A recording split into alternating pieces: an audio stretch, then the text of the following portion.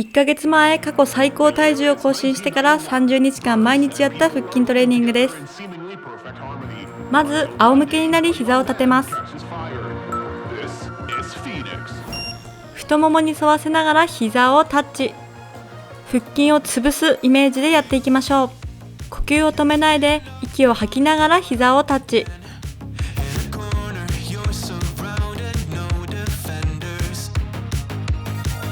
3、2、1。手をお尻の下に敷いて足を地面すれすれまで下ろします。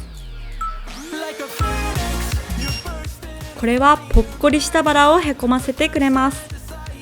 下腹にしっかり効かせられるように意識してね。呼吸は止めないで。膝は少し曲がってても OK。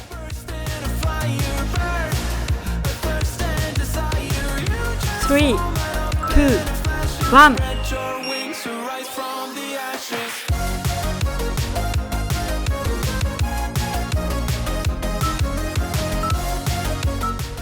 次は膝の下で手をタッチ。一回一回丁寧に腹筋を潰していく。指先だけタッチするんじゃなくて、しっかり手のひら同士をタッチしてね。きつくなってきたけど頑張って。息は止めないでね。3、2、1。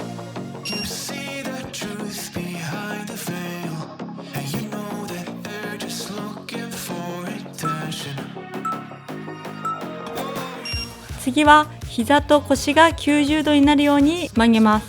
この時、顎は引いて引っ込めたい下腹あたりを見ながらやるとよりお腹に効いてきますよ。伸ばす方の足は地面ギリギリ。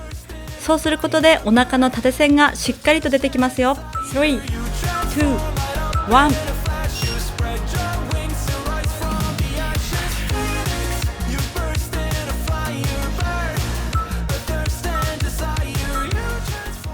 次は足を浮かせて左右ちょびちょび。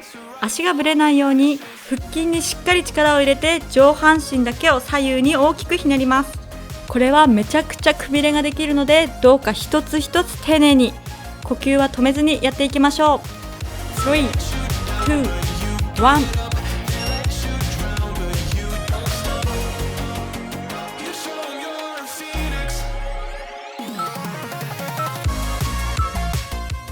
次は肘と膝をタッチして足を伸ばします。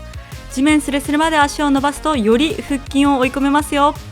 腹筋は縮めてばかりだと効果が薄くなるので、伸ばしてあげるところまでが腹筋。もうゴールは見えてる。3、2、1。次は肘を床についてプランクの姿勢を作りましょう。上半身は動かさずに左右に腰をひねっていきましょう。雑巾絞りのようにお腹をギュッギュッとひねることで引き締まったすっきりしたお腹になります。あと少し、呼吸は止めないで一緒に頑張りましょう。3、2、1。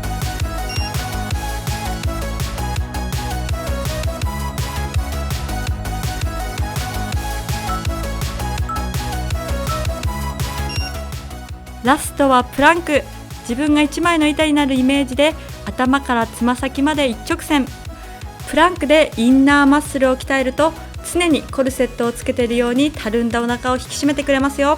あと少しお腹の脂肪を燃やそう。3、2、1。はい、